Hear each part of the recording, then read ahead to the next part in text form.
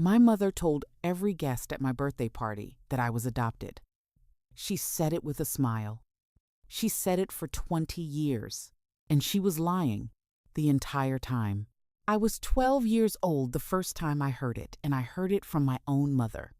Across a crowded dinner table, with a smile on her face, a guest had commented that I didn't look like the rest of the family. My mother set down her wine glass, tilted her head, and said, "She's adopted. We don't really talk about it." Then she picked up her glass and continued her conversation. The table moved on. I sat there with my fork halfway to my mouth, unable to breathe, unable to understand how the woman who had tucked me in the night before had just erased me in front of 12 people without so much as glancing in my direction.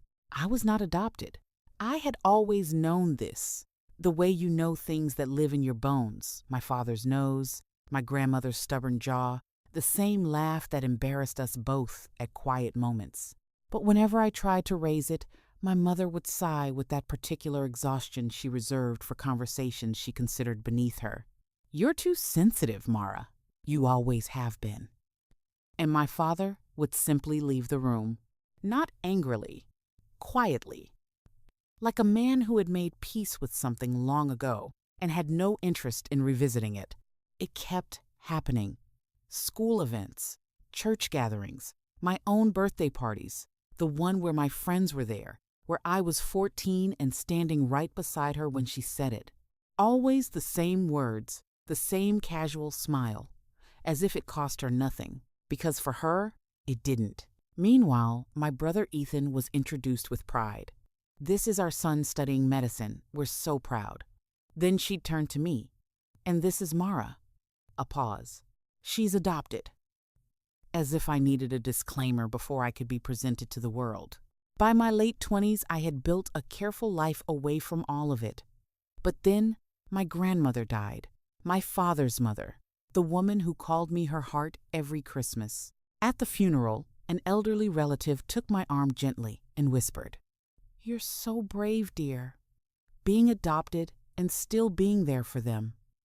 I looked at her kind, sincere face. Then I looked at my mother 10 feet away, dry-eyed, discussing flower arrangements. And something inside me, something I had been pressing down for 20 years, finally stopped being pressable. I drove home alone. I sat in my car outside my apartment for over an hour, engine off. That night, at 11:30, I opened my laptop and ordered a DNA test. Not out of desperation. Out of something colder and more certain. The quiet decision of a woman who is done accepting a version of herself that someone else wrote. 6 weeks later, the results arrived on a Tuesday morning. I was still in my pajamas, coffee going cold. The report was clinical, detailed, indifferent to feelings, and it confirmed what I had always known. I was not adopted. My DNA connected completely to my father's biological family, with precision that left no room for doubt. Every dinner party, every church gathering, every birthday, every single time my mother had smiled and said those words, she had been lying. Deliberately, repeatedly, for 20 years. I sat with that for a long time, because the result wasn't the hardest part. The hardest part was understanding what it meant. She hadn't misspoken once and been too proud to correct it. She had made a choice, calculated, sustained, to introduce her own biological daughter as something lesser, something borrowed. And I had absorbed that lie so completely that some part of me had started to believe it. I went to their house on a Saturday. I didn't call ahead. I printed all 11 pages and placed them on the kitchen table without a word. My mother looked at it. My father looked at it. Neither touched it. The kitchen clock ticked. Outside, a neighbor's dog barked twice and went quiet. "What is this?" my mother asked. "A DNA report," I said. "It confirms I am your biological daughter, which you have always known, which means every time you told someone otherwise at my birthday, at grandmother's funeral, in front of people who believed you because you said it so easily, you were lying. The silence that followed was unlike anything I had experienced in that house. My father's newspaper lowered slowly until it lay flat on the table. My mother's expression moved through surprise, then calculation, then something I had never seen on her before: genuine fear, not of me, of the moment itself, of being in a room where 20 years of careful management had finally, completely run out of road. "It was just easier," she started. "People ask questions. Families are complicated." "You said it at my birthday," I replied. I was 14.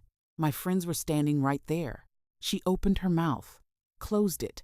My father spoke quietly, hollowed out in a way I had never heard from him. "Your mother thought," he began. "Don't," I said, gently but immovably. "You were in every room it happened in. You walked away every time I tried to ask." That was its own answer. He looked at his hands. My mother started crying, then not the composed tearfulness of someone performing grief, but ugly, helpless crying. She said she was sorry. She said she hadn't known how it had gone on so long, that she'd told herself it was harmless. Then that I hadn't noticed. Then that I'd gotten over it, layering excuse over excuse, until the original lie was buried so deep she had almost stopped seeing it herself. I watched her. I did not move to comfort her. Not out of cruelty, out of the simple understanding that this moment belonged to the truth, not to her feelings about being caught by it.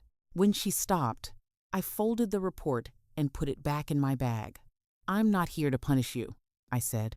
"I'm here because I spent 20 years doubting something I should have never had to doubt. Who I am, where I come from, whether I belonged in my own family. I carried that. You put it there.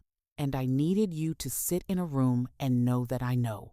I picked up my keys, walked to the front door, and closed it behind me quietly, with the particular finality of someone who has finished something that needed finishing. That was 8 months ago. The DNA report sits in a drawer in my apartment. I don't look at it often. I don't need to. They told the world I was borrowed. The test proved I was always theirs.